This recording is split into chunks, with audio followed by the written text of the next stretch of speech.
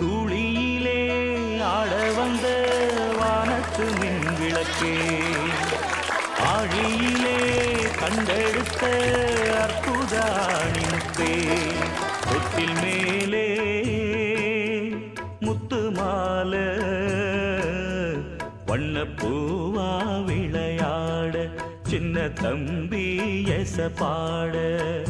துளியிலே ஆட வந்த வானத்து மின் விளக்கே, ஆழியிலே கண்டெடுத்த அற்புதாணி முத்தே.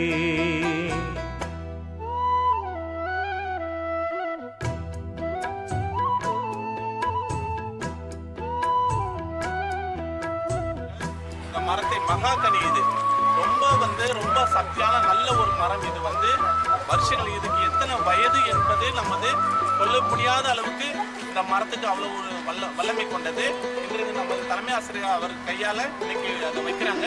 நல்ல முறையில் நீங்கள் பாதுகாத்து இதுக்கு தண்ணீர் ஊற்றுமாறு கேட்டுக்கொள்கிறேன்.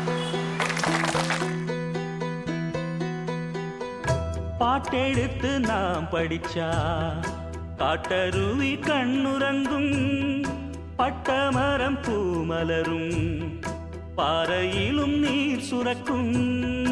பாட்டெடுத்து நாம் படிச்சா காட்டருவி கண்ணுறங்கும், பட்டமரம் பூமலரும், பாறையிலும் நீர் சுரக்கும். ராகம் என்ன தாளம் என்ன அறிஞ்சா நாம் படிச்ச, 7 கட்ட 8 கட்ட தெரிஞ்சா நாம் படிச்ச. நாம் படைச்ச ஞானமெல்லாம் யார் கொடுத்தா? சாமிதான். ஏடெடுத்து படிச்சதில்ல, சாட்சி இந்த பூமிதான். தொட்டில் மேலே முத்து மாலை வண்ணப்பூவா விளையாட, சின்ன தம்பி எச பாட.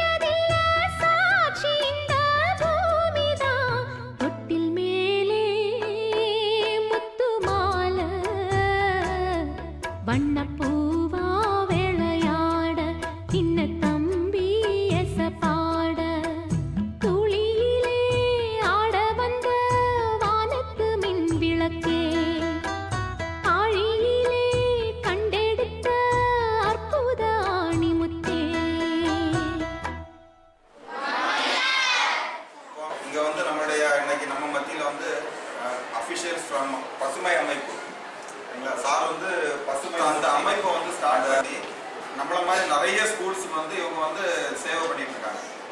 மரங்கள் இப்போ நம்ம ஸ்கூல்ல இன்னைக்கு அதை பண்ண போறாங்க, பிளான் பண்ண போறாங்க. சார் நம்ம நடிகர் விவேக் இருக்கார் இல்லையா, அவரோட சேர்ந்து ஒர்க் பண்ணியிருக்காங்க. அந்த டாக்டர் அப்துல் கலாமோடைய ப்ராஜெக்ட்ல இவங்க பண்ணி அந்த அடமொழி கிடைச்சிருக்கு. நம்ம Let me give a warm welcome to our guest today. தெரிவித்துக் கொள்கிறேன். நான் சென்னை மாவட்ட கல்வித்துறை முதன்மை அதிகாரி மூலமாகவும் சுற்றுச்சூழல் ஒருங்கிணைப்பாளர் மூலமாகவும் இன்று நமது பள்ளி தேர்வு செய்து 25 மரக்கன்றுகளை நடுவதற்கு என்னிடம் ஆணை பிறப்பித்தார்கள். அதன் மூலமாக இன்று நமது பள்ளியில் மர நடு விழாவுக்கு வந்திருக்கேன். என் கூட சேர்ந்து நீங்கள் எல்லாம் மரங்களை நடுமாறு கேட்டுக்கொள்கிறேன். இப்போ நம்ம மரம் நடுவது ஒரு 2 பேர் ஒரு மரத்துக்கு நீங்கள் பாதுகாப்பு கொடுக்கணும். எப்படின்னா நீங்கள் தான் 2 பேர் எடுத்துக்கணும் அந்த மரத்துக்கு, அதுக்கு தண்ணீர் ஊற்றி நீங்கள் பராமரிக்கணும். எந்த அளவுக்கு நீங்கள் வளர்த்து நீங்கள் அதை ஆளாக்குறீங்களோ அந்த அளவுக்கு உங்களுக்கு பரிசு உண்டு. ரெண்டாவது சர்டிஃபிகேட் கொடுப்பாங்க, கவர்மெண்ட்லேருந்து உங்களுக்கு சர்டிஃபிகேட்டும் கொடுப்பாங்க. ஓகேங்களா? நீங்கள் நல்ல முறையில் வளர்க்கணும். எப்படின்னா இப்படி உலகத்தில் நாளுக்கு நாள் இப்போ ரொம்ப வெப்பம் அதிகரித்து கொண்டே போகிறது. காரணம் என்ன? மரம் இல்லை.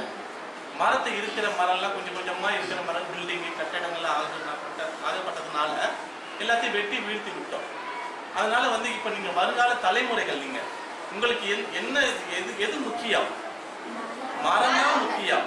மரம் இல்லை என்றால் மனிதர்கள் நம்ம உலகத்திலே வாழறதுக்கு அது மரங்களை நீங்கள் வருங்கால தலைமுறைங்க உங்களுக்கு நீங்கள் இப்போதான் நீங்கள் மரம் நடுறதுக்கு அதை நீங்கள் அது குறிக்கோளாக நீங்கள் கொண்டாதான் நீங்கள் ஃபியூச்சரில் அது உங்களுக்கு ஒரு பெரிய ஒரு பாதி 25 மரம் நம்ம நடுறோம். இன்னைக்கு நீங்கள் நடுறீங்க, நீங்கள் அதுக்கப்புறம் நீங்கள் படித்து முடிச்சுட்டு போகும்போது அது வளர்ந்து நிற்கும்.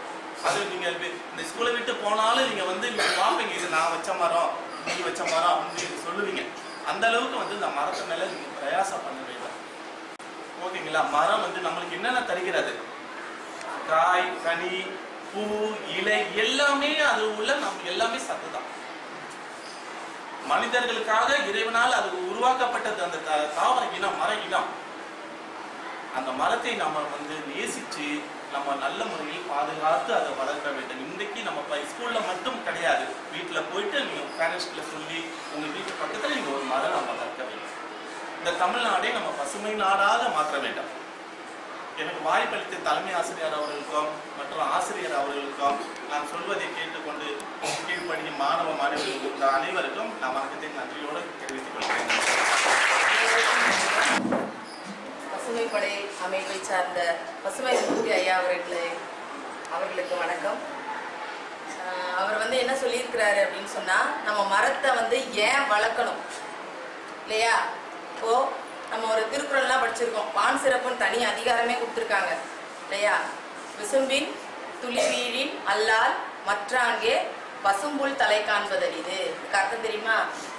வானத்துலேருந்து மழை அது பொழியணும். அப்படி அது பொழியாமல் போச்சுன்னா ஒரு சின்ன புல்லு கூட என்ன பண்ணாது, வளராது இல்லையா? அப்போ மழை வேணும்னா நமக்கு என்ன வேணும்? மரம் வேணும் இல்லையா? ஏன் நீங்கள் சயின்ஸில் படிச்சிருப்பீங்க இல்லையா? உங்களுக்கு ஹைட்ராலஜிக்கல் சைக்கிள் படிச்சிருப்பீங்க இல்லையா? ஆவியாகி போது நீராவி, நிறைய அந்த நீராவி ஆவியாகி மேகமாகி அப்புறம் மழையா பொழியுது இல்லையா? அப்போ அதை மழையாக்கி தர்றது மரம் தான். ஆமாவா இல்லையா? அப்போ மரத்துல இருந்து தான் நீங்க உங்களுக்கு தேவையான உணவு, உடை, இங்க இருக்கக்கூடிய டேபிள், சேர், அதாவது மரங்கள் அழிந்த பிறகும் நம்மளுக்கு என்ன பண்ணுது? உதவி செய்யுது. அது இருக்கும் பொழுதும் நம்ம என்ன பண்ணிக்கணும்? பாதுகாத்து முதல்ல மரக்கன்றுகள் சின்ன சின்னதான் நட்டோம் இல்லையா? இப்போ காடு வளர்ப்புன்னு அர்த்தம் வந்துருச்சு. ஏன் காடு வளர்ப்பு? ஒன்னா நட்டா நம்மளுக்கு நிறைய மரம் வளருமா? இல்ல, வளராது இல்லையா? காடு வளர்ப்பும் போது ஒரு குறிப்பிட்ட ஹைட் வரைக்கும் அவங்களே அந்த பாயிண்ட் வாங்கிப்போம். ஐயா எடுத்துட்டு வந்திருக்கிறது அந்த மாதிரி மரக்கன்றுகள் தான். அதை வச்சு நம்ம சின்னதுல இருந்து வளர்றது கஷ்டம். அப்படி இருக்கும்போது தழுத்துருச்சுன்னா என்ன பண்ணிடும்? சட்டுன்னு ஒரு மரமாவே நமக்கு தெரியும் இல்லையா? அப்ப நிறைய மரங்கள் சீக்கிரமா நம்ம என்ன பண்ணலாம்?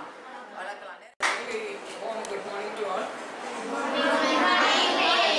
என்விரான்மெண்ட்டை காப்பாற்ற வேண்டியது யாருடைய பொறுப்பு? நம்மளுடைய பொறுப்பு. ஏன்னா பெரியவங்க எல்லாமே அதை இப்போ கொஞ்சம் ஸ்பாயில் பண்ணியாச்சு. ஸோ அடுத்து நாம் என்ன பண்ண போகிறோம்? நம்மளும் நம்மளுடைய அடுத்த ஜென்ரேஷனும் எப்படி பார்த்துக்கணுன்றதுக்கு தான் உங்களுக்கு சொல்லியிருக்கேன். அதனால தான் அது ஒரு மரமும் ஒரு கிளாஸுக்கு பொறுப்புன்னு சொல்லியிருந்தேன். நம்ம மரம் நட்டுருக்கோம் இல்லையாங்க? ஸோ அதுக்கு தண்ணி விட்டு வளர்த்து கொண்டு வந்துட்டோம். ஒரு செடியாக கொடுத்தது இப்போ கொஞ்சம் வளர்ந்த மரமாக இருக்குது. ஸோ இதெல்லாம் எதுக்காக சொல்கிறேன்னா, நாம் இருக்கக்கூடிய area it's highly polluted area. நல்லாவே உங்களுக்கு தெரியும், நிறைய பேருக்கு ஸ்கின் டிசீஸ் வருது, எல்லா ப்ராப்ளம்ஸ், ஹெல்த் இஷ்யூஸ் நிறைய வரதுனால. ஸோ ஸோ நம்மளுடைய கடமை என்னன்னா நம்ம ஆஸ் அ ஸ்டூடெண்ட் நம்ம வந்து அந்த பொறுப்பு எடுத்துக்கணும். என்விரான்மெண்ட்டை க்ளீனாக வைக்க வேண்டியது நம்மளுடைய பொறுப்பு. நம்ம என்ன கேஸ் ஆக்சிஜன் நமக்கு தேவை. ஆக்சிஜன் ரொம்ப குறைவாக இருக்கிறதுனால தான் நிறைய விஷயங்கள் ஹெல்த் இஷ்யூஸ் நமக்கு வருது. ஸோ அந்த ஆக்சிஜனை நமக்கு நிறைய வேணும்னா நம்ம என்ன பண்ணணும், நிறைய மரங்கள் நடணும். ஸோ இப்போ அதனால தான் நமக்கு அவேர்னஸ் கொடுத்துட்டே இருக்காங்க நிறைய கார்பன் டை ஆக்சைடு. ஏன்னா நம்ம இப்போது வண்டி இல்லாத வீடு இல்லை இல்லையா, கார் இருக்குது, 2 வீலர் இருக்குது, எல்லாமே யூஸ் பண்ணுறோம். ஸோ அதில் வரக்கூடிய புகைகள், அப்புறம் வந்துட்டு நம்ம டிரான்ஸ்போர்ட்டேஷன் பஸ்ஸு இதெல்லாம் ஓடுது இல்லையா, அதில் வரக்கூடிய புகைகள், ஃபேக்ட்ரிஸ் நம்மளை சுற்றி நிறைய ஃபேக்ட்ரிஸ் இருக்குது. ஸோ அதில் வரக்கூடிய புகைகள்லாம் என்ன ஆகுதுன்னா மேலே போய்ட்டு நம்மளோட ஓசோன் லேயரில் ஒரு ஓட்டம் இருக்குது. அந்த ஓசோன் லேயரில் என்ன ஆகுது, அந்த போகும்போது யூவி ரேஸ் ஃபுல்லுமே நமக்கு வர்றதுனால ஸ்கின் கேன்சர்லாம் நிறைய வருது. ஸோ இது எல்லாமே அவாய்ட் பண்ண வேண்டிய பொறுப்பு யார்கிட்ட இருக்கு, நம்ம கிட்ட தான் இருக்கு. இருக்கக்கூடிய அத்தனை பேருமே பொறுப்பு இல்லை. இன்னைக்கு நம்ம நட போகிற அந்த 25 மரங்களுக்கும் நீங்கள் தான் பொறுப்பு. அதை நம்ம நல்லா வளர்த்துட்டு போனோம்னா நமக்கு அப்புறம் எத்தனை வருஷம் ஆனாலும் அந்த மரம் வந்து நம்மளுடைய பேரை சொல்லிட்டே இருக்கும். இந்த வருஷம் படித்த பசங்க மாத்தூர் ஸ்கூலில் இந்த மாதிரி மரம் நட்டுட்டு போனாங்க. அது எவ்வளோ பெரிய மரமாக இருக்கு பார்க்குறோன்னா. இப்போ இதெல்லாம் இப்போ வச்ச மரமா, எத்தனையோ வருஷங்களுக்கு முன்னாடி வச்சது. ஆனால் அது நமக்கு என்ன பண்ணது, நிழல் தருது. நம்ம அழகாக ஜாலியாக மரத்துக்குள்ளே போய் உட்காந்துக்கிறோம்ல. ஸோ அந்த மாதிரி உங்களுடைய பேர் சொல்கிற மாதிரி நம்மளுடைய ஸ்கூலை வந்து ஒரு முன்மாதிரியாக மாற்றணும். மற்றவங்கெல்லாம் பார்த்துட்டு மாத்தூர் ஸ்கூலில் இருக்கிற மாதிரி எல்லா ஸ்கூலும் மரமாக இருக்கணும், நல்ல செழுமையாக பசுமையாக இருக்கணும்ன்றது சொல்கிறோம். ஸோ நம்ம செய்ய போகிறோம் இல்லையா. ஸோ அவங்களுக்கு இந்த டேயில் நம்ம என்ன ப்ராமிஸ் பண்ணுறோம், நம்ம நல்லா வளர்த்து நம்மளோட என்விரான்மெண்ட்டை வந்து சுத்தமாக க்ளீனாக வச்சுட்டு எல்லாருக்கும் ஏற்றக்கூடிய ஒரு சூழ்நிலையை நாம் உருவாக்குவோம். Okay children, thank you so much. இதே இனிஷியேட்டிவ் இருக்கணும், எல்லா விஷயத்துலையும் இருக்கணும். ஓகேவா, தேங்க்யூ. தேன் தமிழ் திக்கெட்டும் பரவட்டும் முத்தமிழ் தாய்க்கும் இங்கு வீற்றிருக்கும் அனைவருக்கும் என் முதற்கண் வணக்கத்தை தெரிவித்துக் கொள்கிறேன். இன்று நான் பேச எடுத்துக்கொண்ட தலைப்பு மஞ்சள் பையை பற்றி.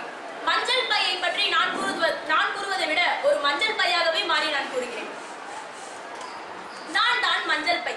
30 முதல் 40 ஆண்டுகளுக்கு முன்பு உங்களோடு நடமாடிய அதே மஞ்சள் பை தான் பேசுகிறேன்.